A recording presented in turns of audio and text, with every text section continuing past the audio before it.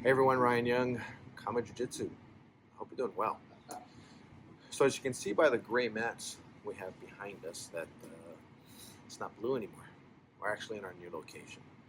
So let's kind of discuss what the experience that we had going from a relatively small studio. It was our first owned studio, meaning it's our own studio 24 hours a day, to our current one, which we also have. But if you hear any noise in the background, I've got some of my higher level guys doing a little training session here. But we went from our humble beginnings where we were operating out of a Taekwondo studio. We did that for, first place was a year and a half, and then we did another one for about maybe another year and a half or so. Then we did about then we did about 6 months out of my house while we were waiting for our first studio that was supposed to be our home to be built. And then when it was finally built, and we were there for only 6 months because of some misunderstandings between the landlord and KAATARO Jiu-Jitsu. So we actually went and just got our own studio finally, which was our first Flower Mound, Texas campus. Now we're in our second one. Second one is much larger. We have 3 mats instead of 2 now. We've got full bathrooms with showers. We've got 3 showers now here. We've got a weight room. We've got lounges. It's pretty decked out.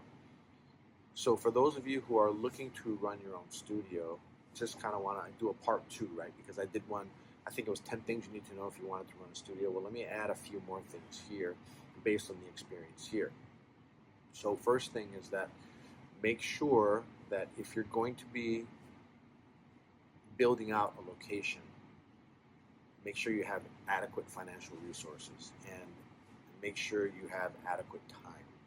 So I'll give you an idea. We actually signed our lease, let's say in maybe September or October of 2021, and we actually took over the suite on December 1st of 2021. We didn't open until July 2nd of this year, 2022. In fact, our original planned day of opening was going to be February 1st. Figured we'd take about 2 months to build out. Well, that got pushed out to March 1st, which happened to be when we had to get out of our previous location. So I thought, okay, that's still perfect. I was thinking that we might have a 1 month overlap. So guess what? I'm paying rent in 2 different places at the same time. So that's one thing that you need to keep in mind, is that while you're building out your location, sometimes you can work out a free rent situation, but sometimes you cannot. For us, our free rent situation went the month of December, January, and February, and then March 1st was when we were actually paying rent. So us moving in on March 1st into this new location would have worked out perfectly. However, we ended up being delayed about another April, May, June, 4 months. 4 months. So 4 months that I'm paying rent, and we're not in the studio to welcome new members to continue to pay the bills.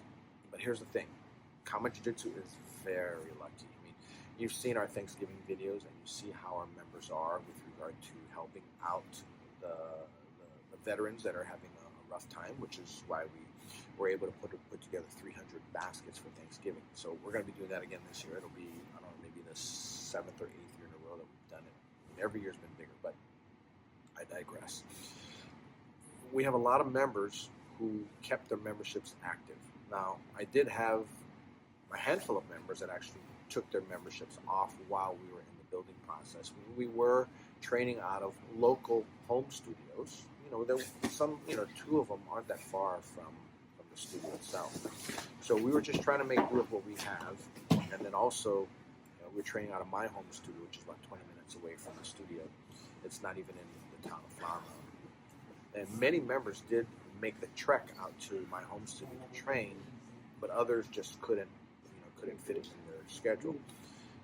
And like I said, we did have several members that actually put their memberships on hold. Now, I completely understand them doing that. Really, why should they keep the memberships active if we're not providing the location that they signed up for, right? But the point of that matter is that unexpectedly, we had a very high number of students that continued to pay their membership, even though the convenience factor wasn't there anymore. And even though, because of that, they weren't able to make it to the studio, some of them didn't make it in at all during that whole time, and others, instead of training their normal 3 days a week, they might have been down to once every 2 weeks. Just because of the fact that we had to have much smaller classes. But thanks to them, the school has been able to survive. Because here's another thing: always expect that the cost of your build out is going to be much more than expected, and there's no exception to that rule here. So I'll give an example of what happened. We weren't able to get our certificate of occupancy from the get-go. So our hope was to kind of build the place out over time, but we needed to clear out everything that was in here, some walls and all that. Well, there was a plan checker for the city, who shall remain nameless, who incorrectly assessed our drawings. And another thing too, you need to have drawings, so you need to hire an architect to do the drawings, to stamp the drawings. We also needed a structural engineer because we were making some changes in the plumbing. But this particular plan checker had evaluated our space incorrectly, and our architect had said that it was perfectly fine with the amount of bathrooms we had, but the plan checker decided he wanted to change our space and say it was part office, part gym, part jiu-jitsu studio, and as a result required that we had more bathrooms. So because of that, we had to hire a plumber, and plumbers aren't cheap. Our plumbing bill came out into the tens of thousands of dollars to get what we wanted to get done, and it was tens of thousands more than we had planned to have. Electricians are very expensive too. The trades will cost you a lot of money, plus your materials. We decided not to go with a suspended mat for this location. Well, we did have one in our front mat 3, and that's our private mat studio. It's for our private members, our premier members. They train there. We did continue with the suspended mat there, but to do that here would cost us a whole lot more because lumber prices are much higher than they were 3-4 years ago when we built our other studio. So that's another thing you have to think of. First of all, is time, right? And when you're not open, you're not necessarily generating revenues. When your costs start to overrun due to factors that are not controllable by you, that's another thing you need to look at. I had an assistant who was on staff who I kept paying, even though a lot of the stuff which she would be doing in the studio was not being done because she wasn't really needed. But I kept her on staff. And it's kind of crazy. The end result is it's worth it because we'll be here for at least another 5 or 10 years so that we can make back what we've lost and build up and continue to spread the word of Kama Jiu-Jitsu.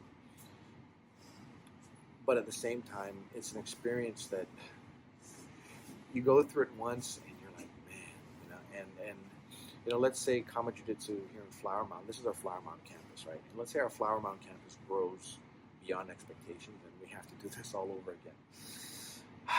Not looking forward to it. But here's the thing.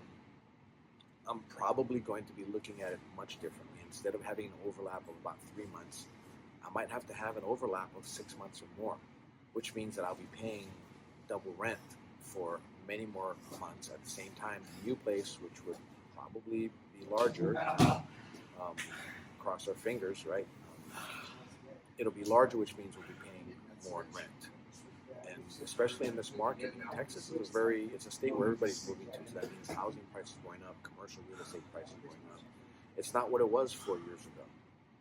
So there's a lot of other factors to think about. Now, you could move to an area where the space is cheap, but chances are if the space is cheap, your location may not be really good. So you have to take that into account as well, which means that you're going to end up spending more money on marketing and advertising. So that's another thing to think about. And I mentioned that in the last video, which you'll see right up here or here, right? So you can watch that video, and this is a good one. This is a good part 2 for you to kind of see what the original factors that you need to think of are, and they're still valid. But depending on how nice you want to go in your studio, you're going to need to factor in the money, and it's a lot of money. That makes sense. But when all is said and done, Just gonna like try and we're talking about for this second location, 6 figures, which is more than I had expected. Thought we could do a lot of it using a lot of help that we have in the studio, and we did. We did utilize a lot of help in the studio, but even furnishing the studio, we're not done furnishing yet. That's still an ongoing process. But thankfully, we did have a contractor who was a member. We did have somebody who had electrical connections who was a member. We did have a member who runs a landscaping business who could help us run through the permitting process as a member. Right. That in a lot of places, a lot of schools, you don't have those types of resources available to you. And like I said earlier, we had a lot of caring and generous members who continued to pay their memberships, even when they weren't expected to. And I wouldn't expect them to, but they did. And thank God for that. So running a jiu-jitsu school like we do here at KAATARO Jiu-Jitsu, it's a dream come true, and it's the best. I can honestly say this is the best job I've ever had. However, it was extremely stressful at one point, and it's a good thing that we run this school like a business.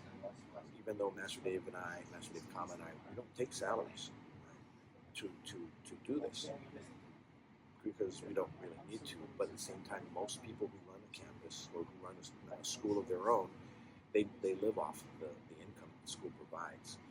So if you're not bringing in a substantial amount of revenue, it's very hard to build to a big school, which is why a lot of schools are small and they run on very tight budgets. But that doesn't mean that it's not a good school. Like I talked about earlier in other places, the most important thing to me is the school is clean, and this school is spotless. And mats they're much bigger now, so it takes more time. I have to come in with more time. I have to allot more time to clean the mats than I used to, because the mat is much larger. So that's another thing to think about as well. But I don't want to discourage you. In fact, I want to encourage you. Just know what lies ahead when you decide that you want to open your own school and you want to expand past your garage, or you want to expand past working out of an existing martial arts facility and just taking whatever time slots they have available. Right? To get to the point where you can run 24/7 out of a place, it's a big step. And then when you take the next step to grow your school, grow it to the next level, it's a giant step. So keep all that in mind, and if this is something you want to do, focus on it, keep at it, keep working at it, and be sure to set aside more money and more time than you might have thought about, because things do go unexpectedly slow at times. So I hope this kind of helped you in your journey, and you can feel free to come visit us at one of our locations. We've got Flower Mound, Texas, which is the one I'm sitting in. We've got Irvine, California, where Master Dave runs that studio, and we've got Austin, Texas, where Ken DeSilva runs that for us. So feel free to drop by, say hi, come try a class, and come visit us also at KAATAROJitsuOnline.com, where we have all our curriculum and our videos showing that curriculum, and it's a great resource for you to learn Jiu-Jitsu. And for those of you that run schools, come see us. We do have affiliate links that we can hook you up with so that you can have your students enroll, and you can make and help your business as well to have the KAATARO Jiu-Jitsu curriculum at your disposal, as well as helping your students with their training as well. Anyway, that's all I got for you. Take care. Happy training. Bye now.